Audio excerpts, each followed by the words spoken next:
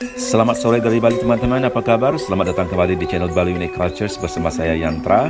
Dan hari ini saya akan mengajak teman-teman semua untuk melihat sebuah patung fenomenal yang berada di Denpasar yang bernama Patung Catur Muka. Patung ini memiliki tinggi sekitar 9 meter dan berbahan dasar batu granit dan terletak di tengah-tengah perempatan yang menghubungkan Jalan Gajah Mada, Jalan Surapati, Jalan Veteran, dan juga Jalan Udayana. Patung ini juga terletak tepat di depan kantor Wali Kota Denpasar dan juga sangat dekat dengan beberapa tempat penting lainnya seperti Pasar Badung, Pura Jagatnata, dan juga Museum Bali.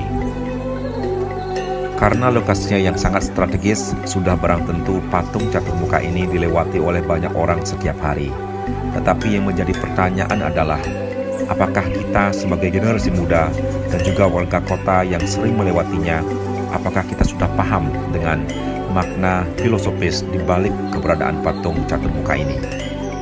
Oleh karena itu teman-teman, please stay tune di channel Bali Unique Cultures ini dan tonton video ini sampai habis. Karena sekarang saya akan mencoba menjelaskan apa makna filosofis di balik keberadaan patung catur muka ini. Tujuan utama dari pembuatan patung catur muka ini adalah sebagai sarana untuk penyebaran nilai-nilai filosofis tentang konsepsi sebuah kepemimpinan, jadi bukan untuk disembahyangi. Patung yang berdiri di atas tunjung atau teratai ini merupakan manifestasi dari Tuhan Yang Maha Esa yang juga disebut dengan Sang Hyang Guru dalam perwujudannya yang disebut dengan Catur Gopala yang memiliki 4 muka dan juga 4 tangan. Muka yang pertama menghadap ke arah timur yang merupakan lambang dari Iswara yang merupakan simbol dari kebijaksanaan. Kemudian muka yang kedua menghadap ke selatan yang merupakan lambang dari Dewa Brahma sebagai simbol penjaga ketentraman. Selanjutnya muka yang ketiga yaitu menghadap ke barat yang merupakan lambang dari Mahadewa yang merupakan simbol dari kasih sayang. Kemudian muka yang keempat menghadap ke utara, lambang dari Dewa Wisnu yang merupakan simbol dari penyucian jiwa manusia.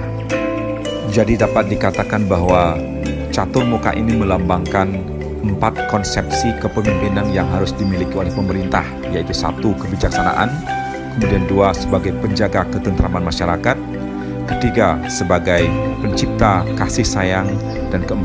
Yaitu bisa menyucikan jiwa manusia sehingga terciptanya situasi yang aman sentosa di masyarakat.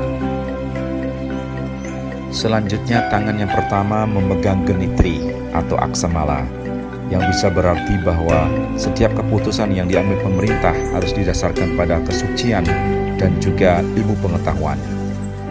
Kemudian tangan yang kedua memegang cemeti atau sabat, yang bisa berarti bahwa pemerintah harus selalu tegas dan adil dalam mengambil keputusan. Setelah itu tangan yang ketiga memegang cakra, yang berarti bahwa pemerintah harus menghukum siapapun yang bersalah, yang melanggar hukum. Tidak ada hukum yang tebang pilih. Selanjutnya tangan yang keempat memegang sungu, yang berarti bahwa pemerintah harus berpedoman pada hukum atau undang-undang yang berlaku dalam setiap pengambilan keputusan. Kemudian yang terakhir yaitu tali yang melilit di badan, yang berarti bahwa pemerintah harus bisa menengok jauh ke belakang sebagai pertimbangan untuk melakukan rencana-rencana yang lebih matang ke depannya.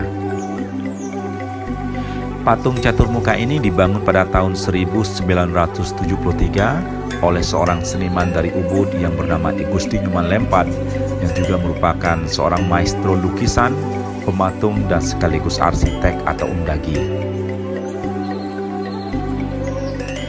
Kemudian satu hal lagi yang penting dari patung ini teman-teman, selain sebagai konsepsi kepemimpinan, patung catur muka ini juga merupakan titik 0 km yang ada di Denpasar ini. Nah, mungkin teman-teman juga ada yang bertanya, apa itu titik 0 km? Nah, jadi titik 0 km yang juga biasa disebut dengan kilometer 0 ini merupakan penanda geografis yang terdapat di suatu wilayah, teman-teman. Kemudian fungsi dari titik 0 km ini adalah sebagai patokan pengukuran jarak antar wilayah dan juga sebagai referensi lokasi pembangunan berbagai infrastruktur di suatu wilayah, teman-teman.